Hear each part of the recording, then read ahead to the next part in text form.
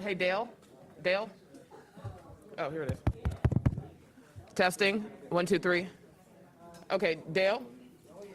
So, Jerron, our interpreter, we just want to make sure you can get him framed up. So go ahead, step down.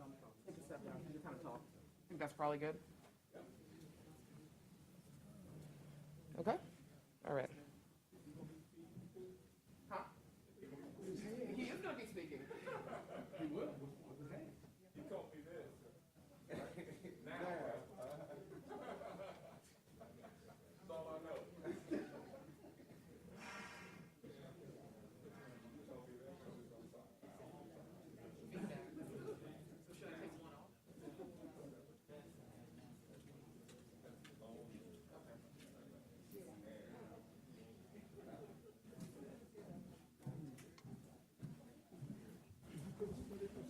One, two. How's the audio? Can you all hear me through the speakers? Okay, okay.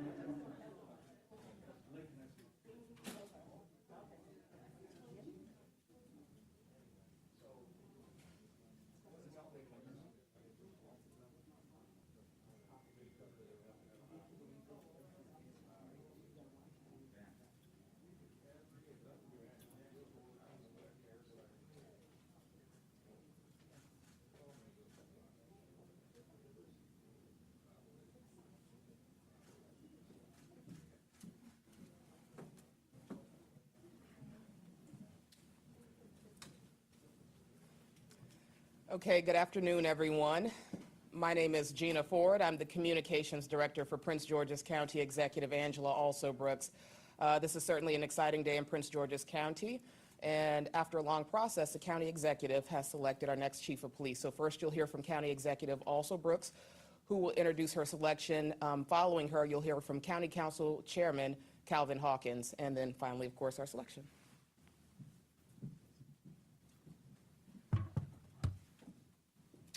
Good afternoon, everyone. So happy to be here this afternoon. This truly is a wonderful day in Prince George's County. You know, we have, over the last several months, I want to thank this community. They have been so patient in allowing me to conduct a process to select the next police chief for Prince George's County. And I have taken a great time and thought in this process, because it is my belief that this appointment is one of the single most appointments that I will make during my time as county executive. And so we conducted a comprehensive national search for our next chief of police. And this process has involved significant community input. We used a talent acquisition firm that assisted us in that search. And early on in the process, we sent out a survey. We sent it out widely throughout our community, and that survey was open for 6 weeks to help us learn more from our constituents about what they wanted to see in the next chief of police. And through that, we learned several things. First, our residents identified the top issues for public safety in our county, and the top were trust and engagement with the community, as well as more personal connections with the police officers serving our neighborhoods. In addition, we did ask our residents what the top qualities were that they wanted to see in their next chief of police, and the three included taking ownership of the department's actions, having a high level of integrity, and demonstrating a sincere concern for the community.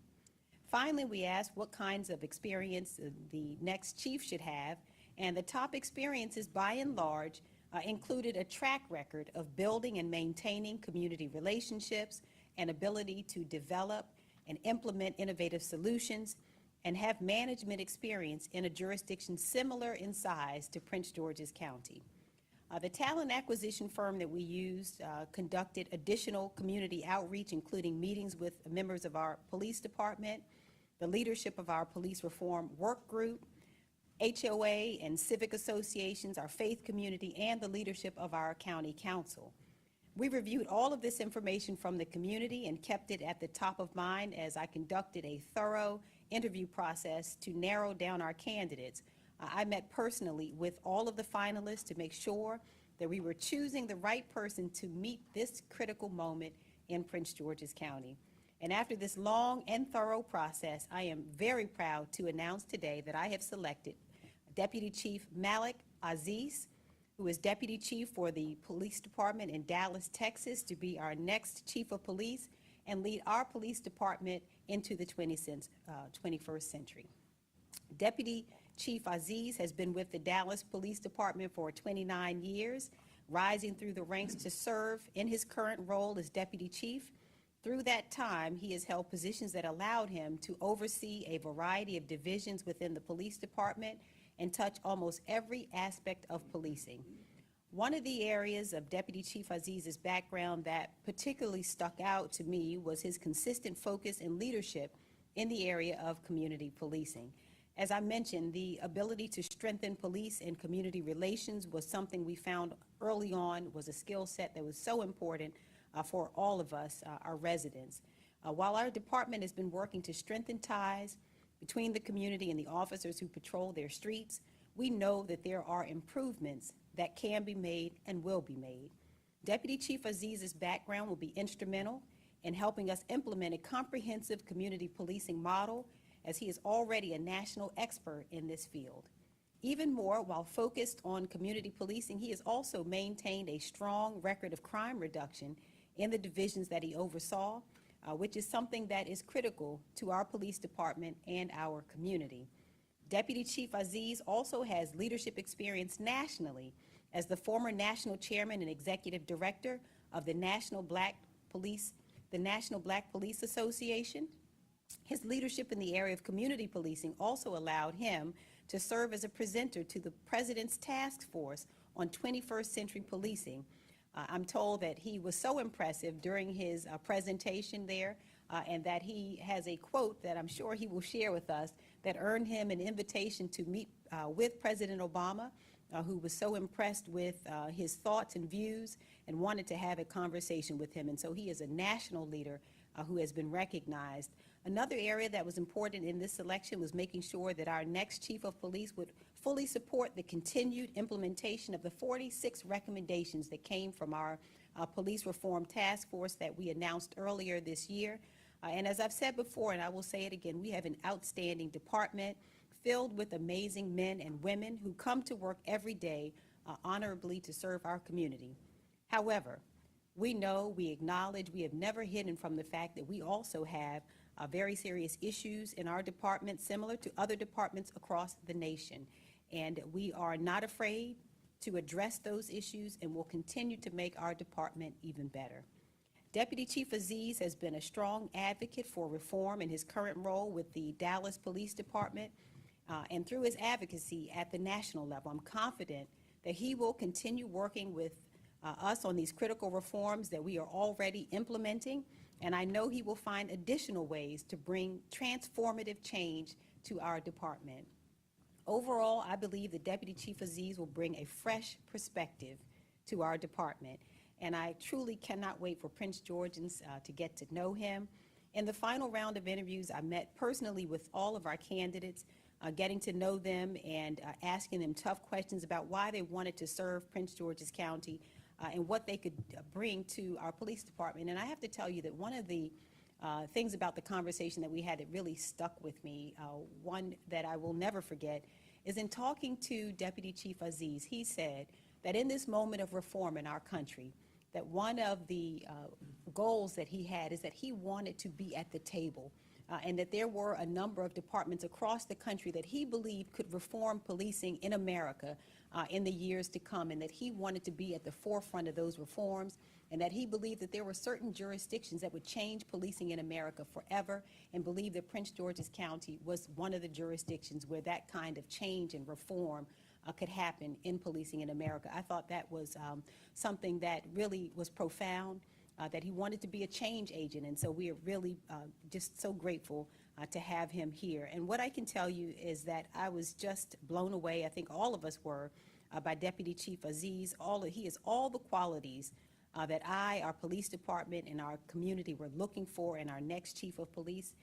And I'll tell you that after that final interview, I was so convinced that he was the right choice and just wanted to move forward very quickly. Because we, of course, didn't want to lose him to other jurisdictions. He is sought after around the country. This is not an exaggeration. And so you see Deputy Chief Aziz strikes the perfect balance of both caring for the officers who are under his supervision and caring, and for the community members that he serves. He strives to make sure the best interests of the department and the community are always met because they are not mutually exclusive. Once Deputy Chief Aziz officially takes over, he has assured us that he will work hard to meet with our department and the community to get to know you and to earn your trust. And I know that once Prince Georgians and the men and women of our department have the chance to get to know him as I have, they will see why he is the perfect person to lead our police department to new heights. And before I wrap up, I would be remiss if I did not also extend my gratitude to Interim Chief Hector Velez, who will continue to serve in his role until Deputy Chief Aziz takes over on May 9th.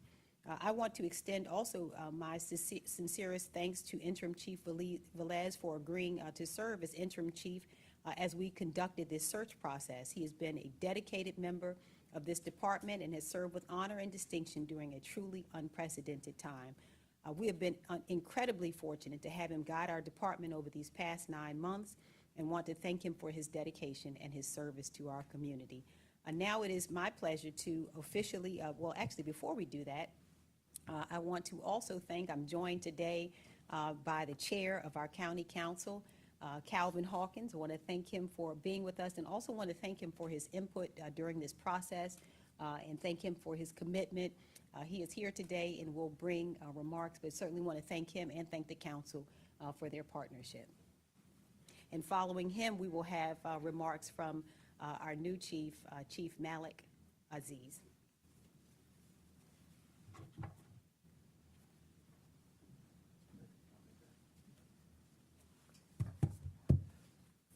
Good afternoon.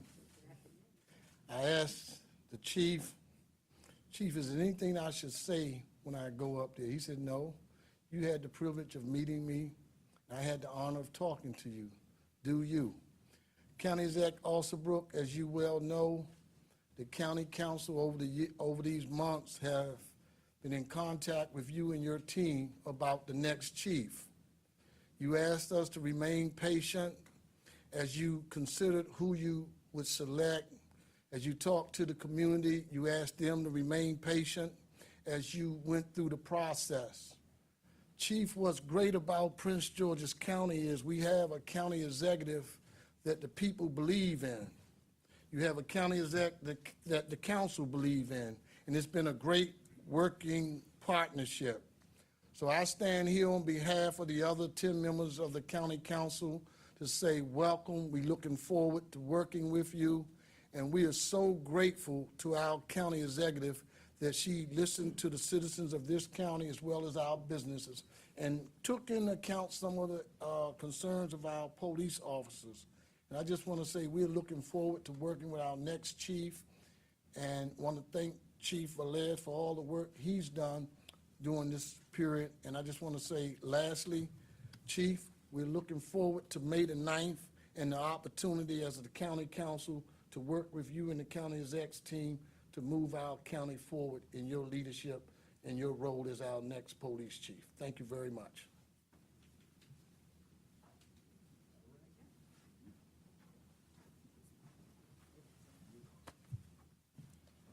Good afternoon. First, let me start by thanking the county executive. The process was long and very hard and challenging to come to the selection of myself, and I'm honored to receive that selection and stand before you today and accept it and be a part of the community in Prince George's County. The privilege is certainly mine. The honor is certainly mine for bestowing upon me and entrusting me with such a venerated police department. I want to also thank the team for facilitating the processes that I went through and making sure that I was well taken care of. I'm no stranger to Prince George's County. I know the county from friends of mine who live here and live in adjacent counties of the DMV, and they always take the opportunity to brag about Prince George's County. It's a shining star in the DMV, and I was very familiar with it over the past 2 decades, and I've been here multiple times. I never would have dreamed that I would have stood before you today accepting the position of police chief of Prince George's County, and again, I'm honored and I'm thankful to you, County Executive. So a few things I want to make sure that I convey, and it is about my background for police community relations. And police community relations have been very important to me for 3 decades in law enforcement, over 3 decades of working for a police department and a sheriff's department. And at every avenue, it has been really important to establish proper and positive community relations. 21st century policing is where we stand into this new environment. The landscape of policing is forever evolving, and police are forever adapting to new and changing times. And we have to present ourselves to that environment because the community deserves it and they demand it. And I intend to deliver the core concepts of 21st century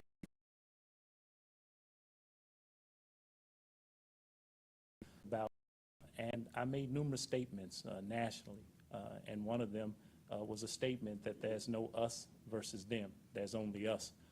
And it grew, it grabbed the attention of President Obama. who did invite me to the White House. And I was there and having conversations. And for me, it was I would thought my mother would have never believed that I was actually having a conversation with the President of the United States. And that's what was on my mind.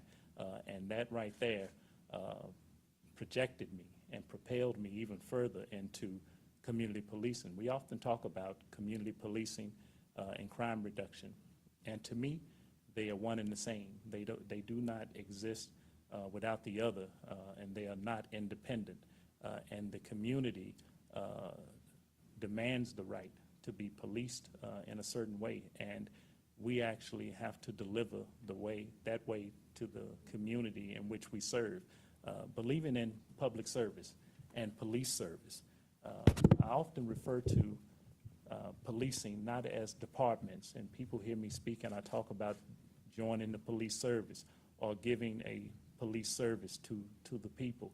And I got that from, my father, and I got it from people who say it in the United Kingdom. And my travels in policing led me to the United Kingdom, where I interacted with high elected officials, the highest in the government, and association leaders there. And they commonly said what my father said: I'm joining the service, and this is the police service.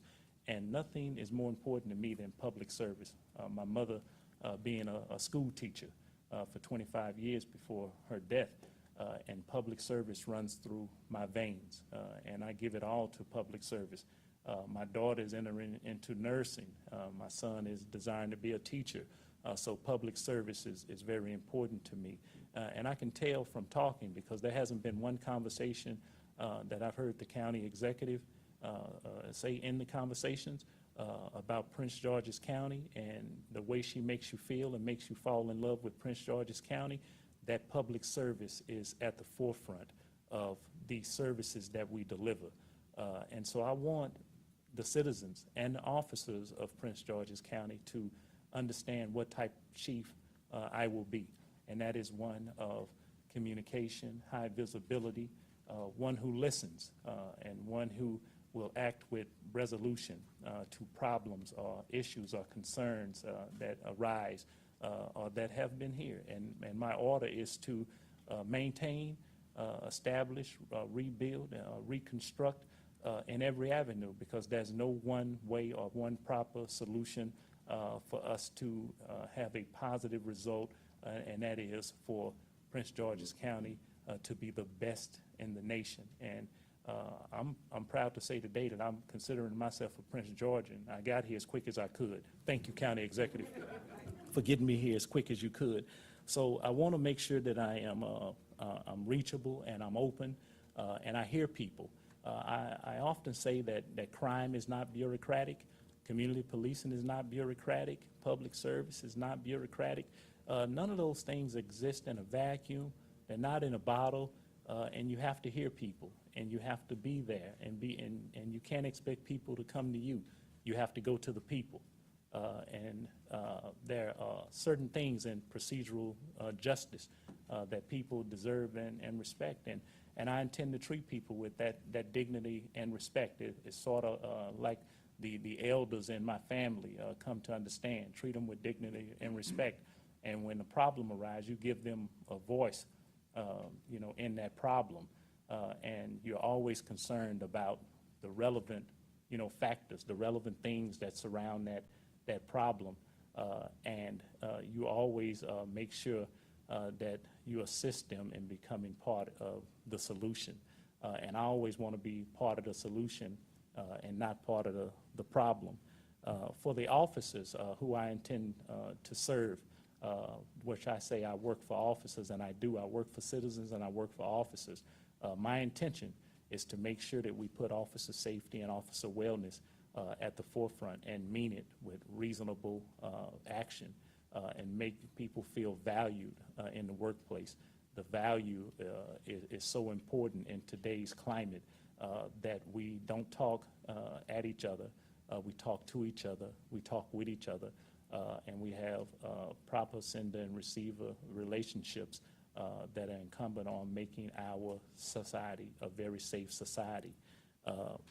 Upon establishing those partnerships, and the direction and the vision, which I'm sure I'll learn more of in the coming weeks and months and years, that I intend to be in Prince George's County, then I'll lay the fabric, the groundwork, and sew things together to give us a clear direction on the direction that we will be taking the department, with the vision of the county executive and her team that I'm proud to be a part of such a venerated team. And we will produce the type of Prince George's County Police Service that we all will come to respect and know and appreciate. And with that, again, I just want to extend my graciousness for the acceptance, for entrusting me with such a great department, with a great task and with great challenges. I'm looking forward to working with the police reform work group and interacting with that. And I'm honored to be before you today. And with that said, I know it's going to come a question because I'm in Dallas, Texas, and I just want to end with, yeah, that's the home of the world champion, 5-time world champion, Super Bowl champions, the Dallas Cowboys. You know, I just want to make sure I get that out there because I know some questions are coming. Thank you so much.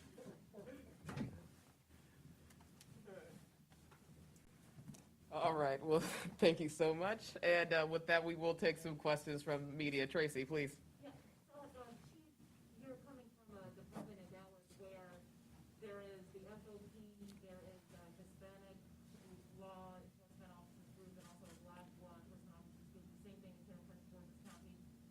What are your feelings about that? The officers dividing in terms of race, and do you feel like that speaks to the culture of the department, or where do you stand on that?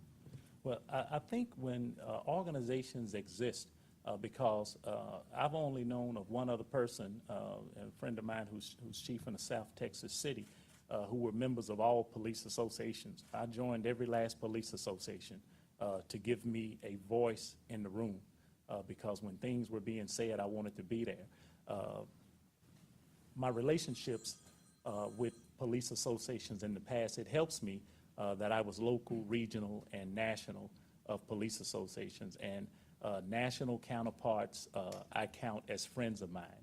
And although we don't always agree on the direction of law enforcement, we have been very respectable. So Prince George's County can have multiple groups of special interests. And special interest groups are needed only when you feel that main groups are not delivering the service in which you want, and there's nothing wrong with that. And I'm a believer in that, but I happen to believe that police officers generally want the same things, and they may use different avenues to get there. And that's the environment that was created in Dallas. I don't think one city had more police associations than Dallas, Texas. At one time, we had 7 police associations, and broken up across all demographics. And we worked with each other, and we met frequently. And that didn't mean that we didn't disagree and that we didn't have some fights, but we talked to each other. And even today in Dallas, they have fair amount of cordial relationships with each other. So it doesn't scare me. I think it puts me into a pole position to understand it even better. It allows me to understand the dynamics in which I came from in a very specific way. For those kinds of police associations or organizations. You know, Texas is a right-to-work state and exists for meet and confer agreements and not collective bargaining. So it's a different dynamic. But when you meet people on the grounds in which they expect to be met, and you hear them, and you actually can follow through. And we talk about the reason why police associations exist based on equity. And whenever you feel you have equity in the system, then generally you move on to something else, and that may be more notable or noble things. And I don't see it in being any different. Prince George's County is Dallas, Texas. They're one and the same. Will? Madam County Executive,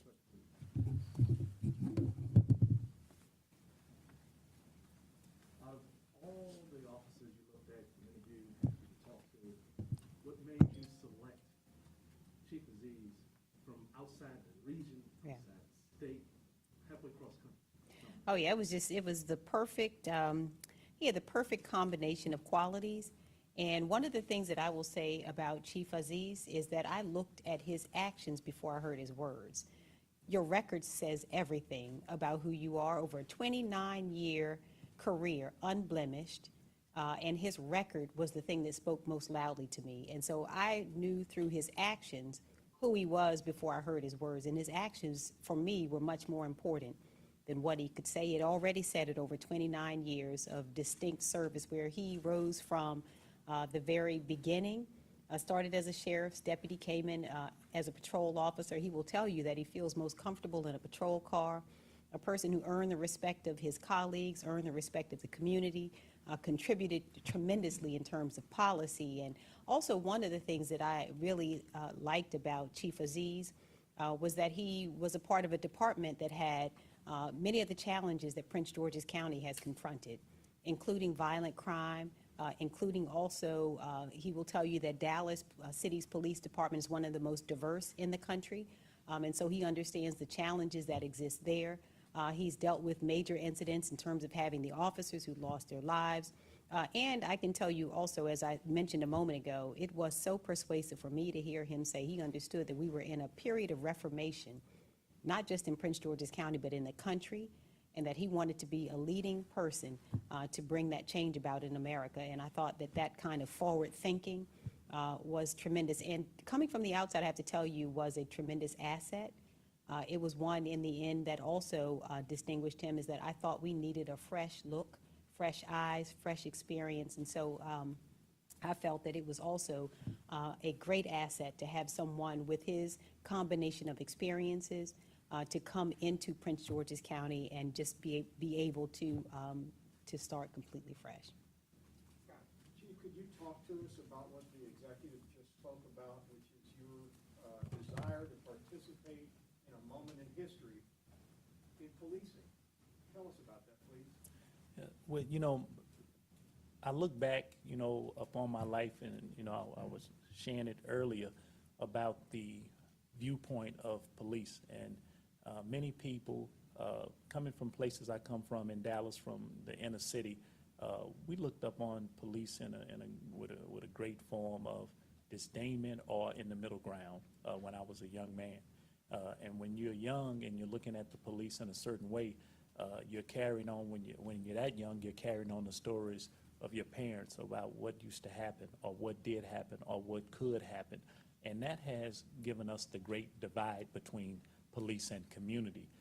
Police were existing in a way, in a lot of ways, and even today, those ways are still prevalent, ways of distrust, not having any faith in the police department for a service.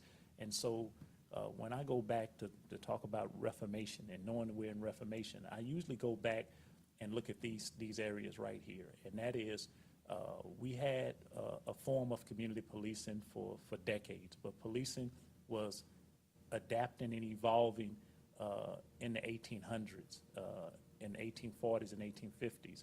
And then it was evolving even with militarization, even in the 1950s, and UC Berkeley and the introduction of machine guns to actually combat the rising form of violence in organized crime violence in the upper Midwest and upper East Coast. So we were already in those forms, but when we get into this context, community policing comes in the 1970s, where the thought was already there. When people go back to, it was foot patrols and police officers were walking around in a beat. That was out of necessity. So that was adaptation and reformation within itself, because technology gave way to better vehicles and transportation and traffic lights and better equipment and radios, and all those things came to the forefront, which changed our way we enacted or interacted with the community. So I get up to the first stage on what I look at, and being a part of the Reformation era now that we're in, but it just didn't really start there. After Rodney King in Los Angeles, when it happened in 91 and the riots in 92, it changed policing. And policing was changed because out west, police departments were progressive in a lot of strategic ways or tactics, and that changed us until we got up into 1997 with the shootings that happened out in Hollywood. And then that brought in a part of militarization, which was another change. And then we stayed in that for a few years until 911. And then we went into a homeland security reformation for police, where resources were given to combat the rising threat of violence that would be coming from an enemy that would be foreign. And community policing, again, took a back step when it was on the forefront in 1992. And then comes the Michael Brown and Eric Garner incidents of 2014, right up on the heels of Trayvon Martin. And up on the heels of Trayvon Martin, out comes the Black Lives Matter, which in turn would not become a movement until Freddie Gray right up in Baltimore. And so we've been in this form of Reformation era since then. And we'll say outright, 2013, 2014, people would disagree. So my take is to actually inject myself and policing into that era, because we've always been adapting and evolving. And we have to have a evolution where we have an interaction with the community in which way we will police the counties in which we serve, the jurisdictions in which we serve. And that enables me to bring to the table the things that have been put at the forefront in a national crisis. And the national crisis is police-community relations, that we have stopped talking to each other and with each other, and now we're just talking at each other, and we're not listening about what we want up along the lines of procedural justice and legitimacy and trust, and all of the things like the 58 recommendations that came out of the 21st century policing. And that is part of the Reformation era. And young officers are embracing the move forward because the officers that I know, they don't want to engage, and no one wants to have to take a life. No one wants to be involved in death and custodies and things that put your name in a newspaper or on the evening news or other things like that. And when I talk to people, the community, and what they tell me is that we just want to be treated with respect and dignity. We don't want, people to abuse us. We want people to talk to us and tell us what's going on. And that's not too big to ask. That's not too big of a demand for us to give, because when I was a young man, I would have thought if that had occurred, I wouldn't have went the other way when the police showed up, or I would have embraced the police, service quicker than what I did. So that's why I really want to be involved into the Reformation. I think Prince George's County gives an opportunity for us to impact policing nationwide. While I do believe that policing is not, there's no such thing as national policing, I do believe all policing is local, but I believe local actions can actually form a blueprint and a foundation for positive policing with 19,000 police departments around this great nation. Johnny? You're encouraging a department that has had a lawsuit against it during its time, right, I guess right after, right before your predecessor left, there was a report that came out, officers stating that there's discrimination in the force, that there was retaliation for these discriminatory actions. It just seems like amongst the rank and file, there is some sort of disagreement about the way things are in the force. How do you intend to get officers in rank and file to see eye to eye, to work together, to maintain morale? Yeah, part of that, and I understand that the lawsuit, I only know what I've read in the newspaper and, the things that have been told to me. So I can't comment on any specifics regarding that. What I can say is that we will produce an environment that is equitable, that every officer will have equity in this system. I told some officers this morning in my brief conversations with them individually is that I would be sitting down. I'll be sitting down with numerous work groups and numerous officers and hearing what they have to say, hearing about how they look at the department and the county in the past, in the present, and in the future, and what are their expectations and to which they expect they should be valued inside of the police department. And so I can't, prescribe some, idealistic thought while I stand here at this lectern now. But when I talk to them and find out exactly what it is that of treatment that they've been given or they perceive, whether it is something that is perceived or reality, then I can go forth about what that is and what the end result would be to make the system more equitable. And we get caught into the inconsistencies of good procedures, and that happens with every police department around the nation. Something is good one week, and next week it's not, or 1 year it's good, and the next year it's not. And my goal is to make sure that we do these things on a consistent basis where every officer, employee, sworn, non-sworn, feels valued in that system. Would you be interested in meeting with people who have filed that lawsuit, the officers and former officers who have filed? Well, I'm gonna go out on the limb right here and say I don't think that's proper right now. I think that has to, if the county executive would want me to, I would certainly do those things. But from my perspective, it's already has played out. It's played out into, such a ways. It's gone so far right now. And interjecting myself into that would probably be problematic. And so I don't think so. I'm interested in resolving the issues, some of the issues that were presented overall in a broad aspect, but interfering in something that is already going on right now would probably not be right and proper. Last question, please. Brad? What will the people of this community notice first about your leadership? What are they gonna see They- that's different? You can't know everything that's going on here, obviously, but, what are they gonna notice about you right away? Well, they're going to notice that I'm going to be a partner in producing a high quality of public safety. They're going to notice that immediately, that they're going to see me, they're going to hear from me, and they're going to know that they have a police chief who they can call and contact and have a valued partner in that. So I think they'll notice that. I want to make that be very different from anything that's happened before, and if it's happened, I want to be better than that. Okay. I have a question, just a final question. Do you have a message for the Hispanic and Latino community? And if you speak Spanish, they don't. You don't want to hear my broken Spanish. But for the record, I did take 16 weeks straight of intensive Spanish, 9 hours a day for 5 days a week. And I was pretty good until they moved me from the Latino neighborhood. And so I haven't spoken it well since.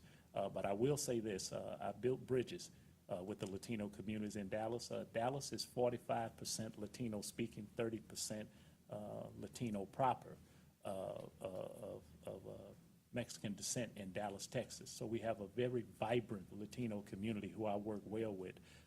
And I've been counted on in numerous places. I established crime watches that were Spanish speaking only. I delivered brochures and crime stats that were in Spanish, only to reach the segments. And we ran special programs in high volume, high population, high crime areas for Spanish speaking communities so we could get that message out. So in Dallas, Texas, people who operate with the greater Hispanic Chamber of Dallas, they will attest to it. People who work with ANITOS, officers who work in the program, they will tell you that I've been a friend of the Latino community, and I intend to deliver the same things here to the Latino community on their turf, on their terrain, on their ground, and not mine. So you can tell them that they have me, and I'll be working on my Spanish in the short term. All right, thank you, Chief. Thank you, everyone, for coming.